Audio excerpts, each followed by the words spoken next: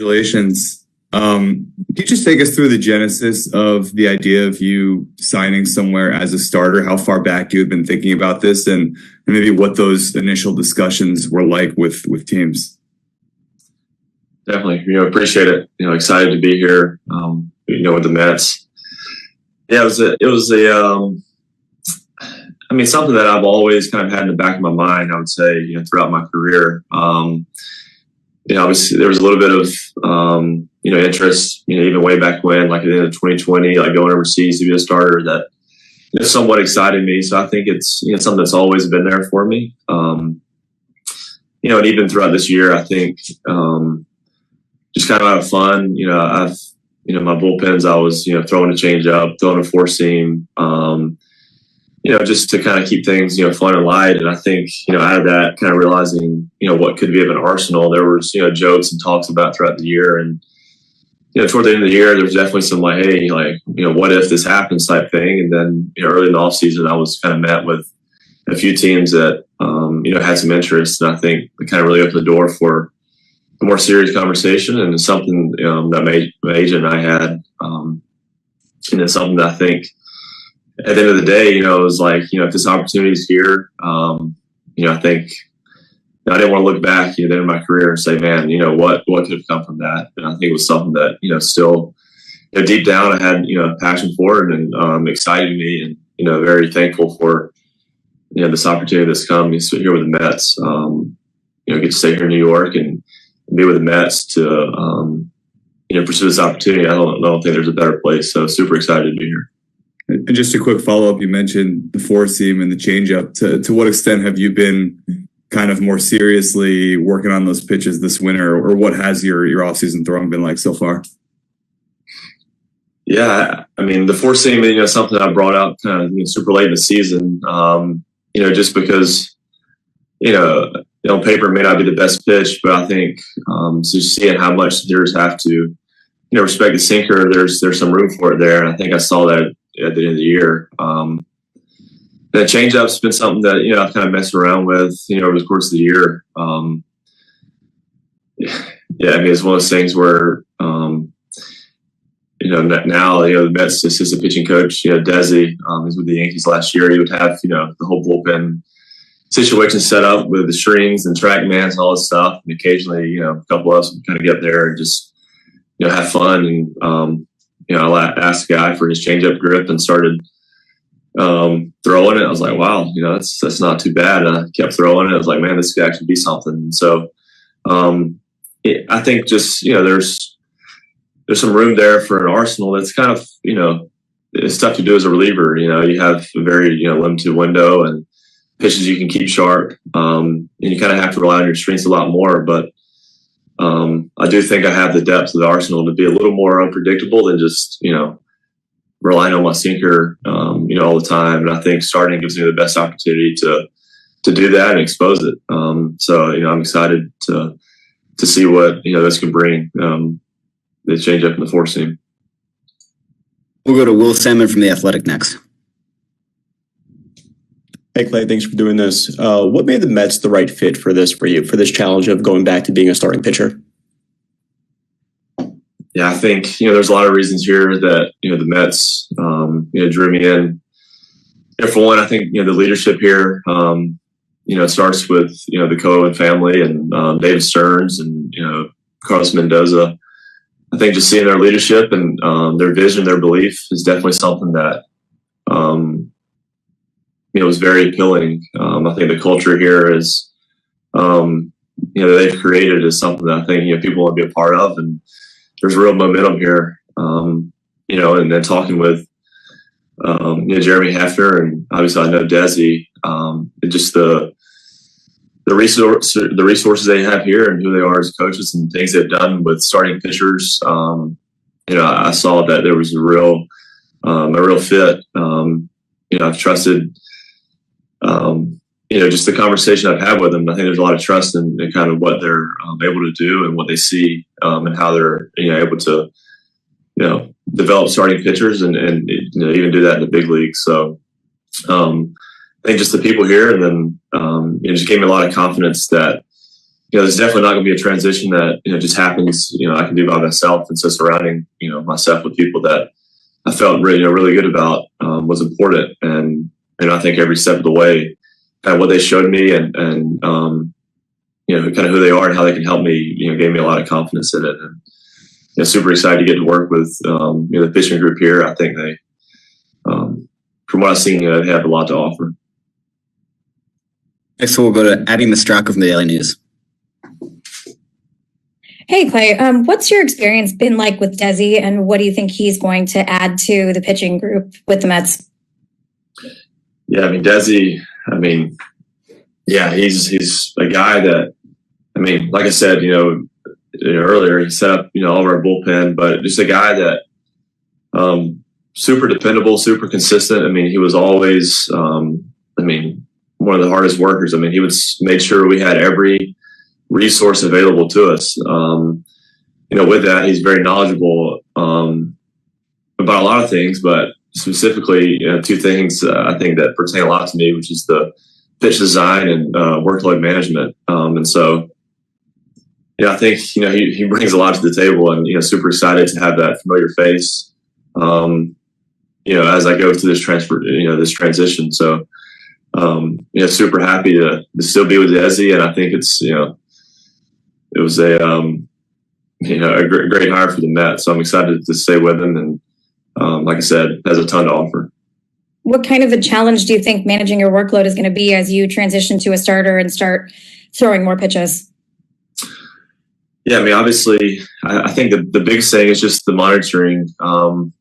It's hard to just put arbitrary numbers on things and say if you hit this number, that's all you can handle. I don't so much believe in that. I think there's definitely things that you need to monitor to see, how your body's holding up and the strength and some mobility things. But, my intention going in is, to throw 160 innings. I want to throw as many innings as I can. Obviously, you want to do that safely, and there are things to monitor to make sure, those innings and when you're out there is done correctly, and there's not too much risk put on it. But I have a lot of confidence in the training staff there. Just conversations and tests I've already done with them. There are things that we've already identified that could be really big for me. So that was a big thing going into it, just knowing that there's very kind of how they see the workload and kind of how they want to monitor it was appealing to me, just because they kind of believe that as long as things in my body stays in a good spot, I'm good to keep throwing. And I think that's something that, obviously I take a lot of pride in, but, obviously, I want to go out there for as many innings as I can. I don't want to put just a cap on it. So, excited to get to work with that group and do all I can to throw as many as I can. Next, we'll go to Dan Martin from the New York Post. Hey, Clay. Speaking of reunions, how closely did you follow the Soto stuff, and what's going to be like playing with him again, seeing what he did for you with the Yankees last year? Yeah, super pumped about it. I got to see a full year of what he's capable of, and it's incredible. The game, there's a lot of ups and downs in the game, but if there's one guy that defines consistency, especially with a bat, it's Juan Soto. So it's impressive to watch, and deep down, I can't lie. I've obviously made my decision. I think it's the best place, but hopefully, I was like, maybe Juan sees this and sees that the water's fine, and will follow me over here. So I'm super pumped for it, and glad that the Mets were able to sign him. Did you have any conversations with the Yankees about starting? No. Thanks. Next up, we'll go to Laura Albanese from Newsday. Hey, Clay. You've started before. When you're looking at this challenge, whether it be arsenal or mindset or even durability, what do you think is going to be the biggest hurdle for you?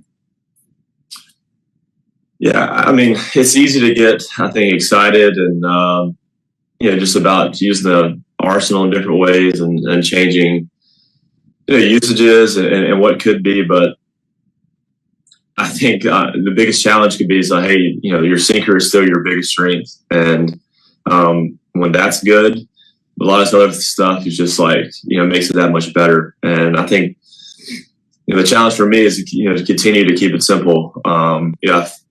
My sinker development since I last started has been, it's night and day from where it was when I started, previously. And I think that's just going to add to the potential of, what this could be. And not to forget that. So, hey, your sinker is your best pitch. And when it's there, you can rely on a lot of different situations. It's going to be easy to kind of, want to wander off from that, but I think keeping that the main thing and make sure that's good and letting things, flow from there, I think would be a big key because, I think that's one thing that can make this so successful is trusting my sinker and, not feeling I have to be so perfect with it. As I can start, I can, trust the defense and feel like, I can let my best pitch work and let the defense work. And I think that'd be a huge thing of what I can bring to starting. And like I said, I think there's room for development in other areas. The change up and four seam, but keeping the sinker my best pitch is going to be have to remain definitely a priority. You had mentioned the defense. I guess what's your level of excitement of being able to pitch in front of Francisco Lindor and just that entire group there? Definitely. Francisco is special out there. I've seen it for a while, and to have him behind me, it's just a dynamic group that I'm excited to have behind me. A lot of great players on this team, and when you can look back and see players like that, with the Gold Gloves, it's just, especially as a sinker baller, it gives you that much more confidence and trust. So super pumped to have those guys behind me and we go to compete with them. Next, we'll go to Andrew Chudnik. Hey, Clay, welcome. I'm just curious, what does the offseason maybe look like for you over these next few months, maybe even heading into spring training? And is there anything maybe you've changed making that transition from a reliever to a starter over these next few months? Yes, good question. I think for one, right now I'm kind of fortunate, to have some good starters around me that I'm kind of working out and training with. So a lot to learn from there. Even, Garrett Crochet, he's, working it out, throwing with him. The guys recently made the transition. So definitely learning from, guys that have done it and kind of see how they go about their business and kind of how they prepare for the season and how that, meshes with what I do and me making those adjustments. But there's definitely, obviously a little bit of conditioning aspect that goes to it. But even as a reliever, I got off the mound a lot earlier just because I believe in mound throwing. It helps my delivery and whatnot. So I wasn't a super late guy to start throwing, even get off the mound as a reliever. So the timeline doesn't really change a lot for me. It's just, I'll continue to build up, throughout January versus kind of stalling what I would do as a reliever. So that's something that, definitely trust, the Mets a lot with that build up and what that looks like. But early on, especially now and, through early January, things will probably be similar. Besides a few maybe extra, conditioning things. But, once probably get down, to Port St. Lucie early and begin that build up instead of just kind of stalling out of that 1-2 inning mark. Next, we'll go to Mike Fitzpatrick. Hey, Clay, congratulations. Just you're the maybe not the latest in a long line, but among a long line of players, coaches, managers who have switched sides here from the Yanks to the Mets. Just wondering if that sort of thing, in your case, at least made it a little more comfortable that there's several guys that you've played for and played with on the other side of town now as you were considering making that move. Yeah, definitely there's some people there that have kind of gone before, and it's like, there's a little group there. But personally, I don't see it so much as, a rival, like you're switching sides. I don't know. I don't really view it as too much of like a competition thing. Obviously I've seen, New York up close and personal. I love the city. I've seen the Mets fans just from, right across the city, just the energy and passion and how much they care, what they bring to the fan base. And That's something that, I want to be a part of. I think, being able to stay in New York City and join the Mets and what's being built there, and hopefully keep this momentum going is something that drew me there, I would say, versus, feeling so much like it's a competition, like I'm, switching sides. But like I said, I'm super pumped just to stay in New York and be here with the Mets. As a player, I always show it, not a ton of emotion, but, I care a lot, just about, the game and my craft and what I can be and the teammate I am. And I think, with the Mets fans, that level of care is matched. And I think, as a player, when you feel that kind of reciprocated, it's really all you can ask for. It makes winning that much sweeter. And so super pumped to be here and join this organization. Tony? Play one more from me. Have you talked to Michael King at all about what it was like to transition back into starting? And obviously he's not the only one who's done that successfully the past few years. How much confidence did guys like him, Seth Lugo, Ronaldo Lopez give you in wanting to do this? Yeah, he's on my list for sure. I haven't talked to him yet, but he's going to be one of the guys that I kind of pick his brain for sure. And yeah, when you see guys make the transition, it definitely it's like, man, hey, this is possible and this is cool. There's kind of somewhat of a little roadmap, and you see how guys do it. And so yeah, it feels like you're, it's not super common, but you don't feel like you're in uncharted waters. So I think seeing those guys, and especially what King's been able to do, has been incredible. Super happy for him, and having guys like him and seeing some of the guys you mentioned go before is, it makes you believe it, even that much more. So, yeah, can't wait to pick his brain. He's always got a lot to offer. Thank you. Mark Rosenman? Congratulations, Clay, on the contract. You talked about some of the physical things, but you were a starter before, so you know what game day meetings, day of pitching are like. What is the difference between those game day meetings for a reliever where you might know which 2 or 3 batters you might be called upon, as opposed to a full, pitchers meeting for every 5th day start? Definitely. That's one of the things that I'm sure there'd be a lot of conversations about. Obviously, facing every hitter, 2 or 3 times, is the biggest difference. So it's just one of those things where, you kind of have to see where your strengths match up to hitters and where you can potentially get them out a couple different times. And I think that's where, the depth of Arsenal kind of comes into play a little bit. And kind of what excites me about this is being able to expand that and kind of use that, be a little more unpredictable and get guys out, in multiple ways versus just, kind of pigeonholing myself into a corner where I live and die with one pitch. I think I'm excited for that aspect.